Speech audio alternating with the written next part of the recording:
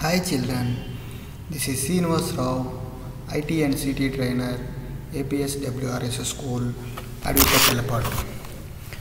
Today we are discussing about assignment on November syllabus, November topics and activities. Okay, నవంబర్లో మనం చెప్పుకున్న syllabus మీద వాటికి సంబంధించిన టాపిక్స్ మరియు యాక్టివిటీస్కి సంబంధించి అసైన్మెంట్ గురించి ఈరోజు మనం చెప్పుకుందాం. మీరేం చేయాలంటే ఇప్పుడు నేను క్వశ్చన్స్ చెబుతాను, ఎక్స్ప్లెయిన్ చేస్తాను ఇక్కడ చూపిస్తూ. మీరు ఈ క్వశ్చన్స్ అన్నింటినీ నోట్ చేసుకొని మీరు ఒక బుక్ మీద వీటిని రాసేసి మీ స్కూల్ గ్రూప్లో వీటిని పోస్ట్ చేయాలన్నమాట. ఓకే ఓకే చిల్డ్రన్, అర్థమైందా ఏం చేయాలి మీరు?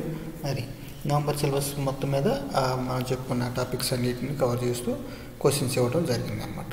ఓకే, ఇప్పుడు చూడండి, ఫస్ట్ క్వశ్చన్ వచ్చేసి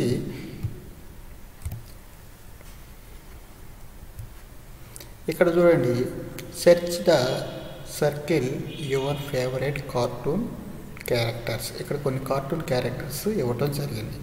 వీటిలో మీకు నచ్చిన మీ ఫేవరెట్ క్యారెక్టర్స్ చూసి అవి ఎక్కడెక్కడ ఉన్నాయో అబ్జర్వ్ చేసుకుని వాటికి సర్కిల్ చేయాలన్నమాట. ఓకే, వాటిని మీకు నచ్చిన ఫేవరెట్ క్యారెక్టర్స్ ఏ ఉన్నాయో కార్టూన్ క్యారెక్టర్స్ ఇక్కడికి వాటిని మీరు సర్కిల్ చేయాలి. ఓకే, నెక్స్ట్ వచ్చేసి ఇక్కడ చూసినట్టే మనకి సెకండ్ క్వశ్చన్ చూసినట్టే ఇక్కడ నెంబర్స్ ఇవ్వటం జరిగింది. చూడండి, ఇక్కడ 7, 9, 11, 13, 5, 2, 4, 3, 5 ఇలా నెంబర్స్ ఇవ్వటం జరిగింది. ఇక్కడ ఏంటంటే ఇక్కడ కింద టేబుల్స్లో ఆ నెంబర్స్ అని రాసాం. అంటే ఇక్కడ మనకి టేబుల్ ఎందుకు తీసుకున్నామంటే మనకి ఈజీగా ఉండటం కోసం అన్నమాట. ఒక నెంబర్ని సెర్చ్ చేయడానికి 1 నిమిషం టైం పడుతుంది అనుకుంటే, ఈ టోటల్గా మనకు కావాల్సిన నెంబర్ని సెర్చ్ చేయడానికి ఎంత టైం పడుతుంది అనేది ఇక్కడ క్వశ్చన్ అనమాట. అంటే ఇక్కడ నేను 3, నాకు కావాల్సిన నెంబర్ ఇక్కడ 3. ఈ టేబుల్లో మనం ఇచ్చిన నెంబర్స్లో 3 అనే నెంబరు ఎక్కడుంది, అది దాన్ని సెర్చ్ చేయడానికి ఎంత టైం పడుతుంది. ఇది ఆల్రెడీ మనం చేసాం, ఎలా చేయాలి. సొల్యూషన్లో కొంచెం ఎగ్జాంపుల్ కూడా ఇచ్చాను చూడండి. 7 అనే నెంబర్కి 1 సెకండ్ పట్టింది. అలాగే అక్కడ అది 7 అనేది 3తో మ్యాచ్ కాలేదు కాబట్టి నెక్స్ట్ స్టెప్కి వెళ్తున్నాం. 9 అనే నెంబర్కి ఎంత టైం పడుతుంది, 1 సెకండ్ పట్టింది. అలా మ్యాచ్ అవ్వలేదు కాబట్టి నెక్స్ట్ స్టెప్. అలా మనం చెప్పుకున్నాం కదా, అలాగా 3 వరకు మనం చేసుకుంటూ పోవాలి. టోటల్గా ఎన్ని సెకండ్స్ వచ్చినాయో ఇక్కడ కింద రాసుకొని కౌంట్ చేసి ఆన్సర్ అనేది ఇవ్వాలన్నమాట. ఓకే, నెక్స్ట్ థర్డ్ క్వశ్చన్ చూసినట్టే ఇక్కడ మనకి చూడండి, ఇక్కడ కొన్ని నెంబర్స్ ఇచ్చాము. ఇక్కడ 2, 10, 1, 13, 9, 5 అనే నెంబర్స్ ఇవ్వటం అనేది జరిగిందనమాట. అయితే ఇక్కడ మనం ఏం చేయాలంటే, ఇందాక మనం నెంబర్ సెర్చ్ చేసి టోటల్గా ఎంత టైం పడుతుంది అనేది చెప్పాం. అంటే ఒక ప్రాసెస్ ప్రకారంగా చేయాలని చెప్పాను. ఇక్కడ మనం ఆ 10 అనేది, ఈ లిస్ట్లో ఉన్న 10 అనే నెంబర్ని ఫైండ్ అవుట్ చేయాలంటే టోటల్గా మనం అల్గారిథం అనేది ఎలా రాయాలనేది చెప్పుకున్నాం కదా. ఏదైనా సరే ఒక నెంబర్ని ఫైండ్ అవుట్ చేయడానికి అల్గారిథం అంటే స్టెప్ బై స్టెప్. ఈ స్టెప్ అయిపోయినాక నెక్స్ట్ స్టెప్, ఆ స్టెప్ అయినాక నెక్స్ట్ స్టెప్, అలా స్టెప్ బై స్టెప్ ఎలా కనుక్కోవాలనేది స్టెప్స్ చెప్పుకున్నాం కదా. అల్గారిథం అనేది, ఆ అల్గారిథం 10 అనే నెంబర్ని కనుక్కోవడానికి అల్గారిథం అనేది ఇక్కడ రాయాలన్నమాట. టోటల్ స్టెప్స్ రాయాలి.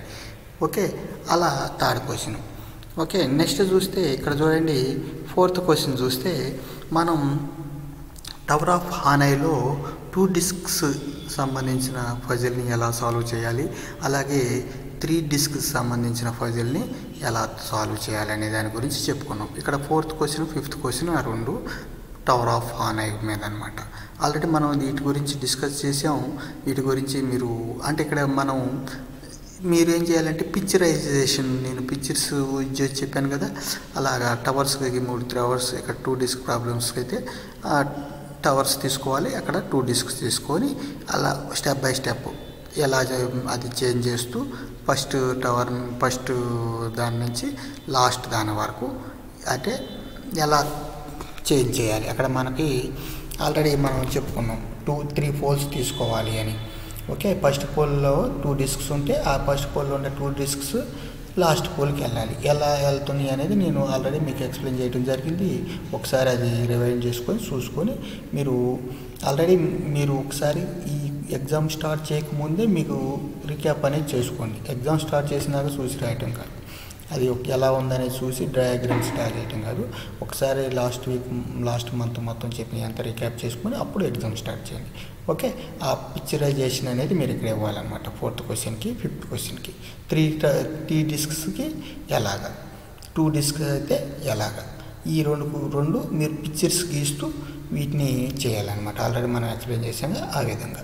ఓకే, టోటల్గా ఈ 5 క్వశ్చన్స్ మీరు ఆన్సర్స్ అనేది చేయాలి. ఓకే, ఒకసారి చూడండి. ఫస్ట్ క్వశ్చన్ అది ఏం చేయాలి, ఇక్కడ సర్కిల్స్ గీయాలి మనకు నచ్చిన ఫేవరెట్ దాన్ని. తర్వాత సెకండ్ క్వశ్చన్కి ఏం చేయాలి, 3 అనే నెంబర్ని ఫైండ్ అవుట్ చేయడానికి ఎంత టైం పడుతుంది అనేది క్యాల్కులేషన్ చేసి ఇక్కడ చేయాలి. థర్డ్ క్వశ్చన్ ఏం చేయాలి చూడండి. థర్డ్ క్వశ్చన్లో 10 అనే నెంబర్కి ఫైండ్ అవుట్ చేయడానికి స్టెప్స్ రాయాలి, ఇక్కడ అల్గారిథం అనేది రాయాలి. ఓకే, ఫోర్త్ క్వశ్చన్ ఏం చేయాలి, 2 డిస్క్స్కి టవర్ ఆఫ్ హానై అనేది డయాగ్రామ్ డ్రా చేయాలి. అలాగే 5th క్వశ్చన్కి 3 డిస్క్స్కి టవర్ ఆఫ్ హానై అనేది డయాగ్రామ్ డ్రా చేయాలన్నమాట. ఓకే, వీటిని మీరు ఒక బుక్ మీద రాసేసి మీరేం చేస్తారంటే ఆ బుక్లో మీరు ఆన్సర్స్ అన్నీ రాయండి. క్వశ్చన్ నెంబర్స్ వేసేసి ఆన్సర్స్ అన్నీ రాసేసి వాటిని మీ స్కూల్ గ్రూప్స్ ఉన్నాయి కదా, ఆ స్కూల్ గ్రూప్స్లో పోస్ట్ చేయండి.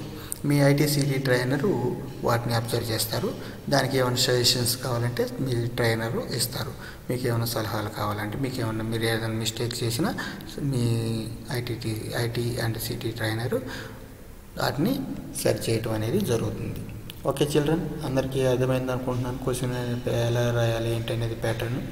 ఓకే, జాగ్రత్తగా ఒకసారి ముందు మొత్తం రీక్యాప్ చేసుకొని టోటల్గా లాస్ట్ మంత్ సిలబస్ అంతా ఒకసారి చెక్ చేసుకొని రీక్యాప్ చేసుకొని అప్పుడు క్వశ్చన్ పేపర్ అనేది మీరు స్టార్ట్ చేయండి. ఓకే, మంచిగా రాయండి. ఎగ్జామ్ అనేది మీ అందరికీ బాగా అర్థమైంది అనుకుంటున్నాను. Okay, thank you very much children. Thank you.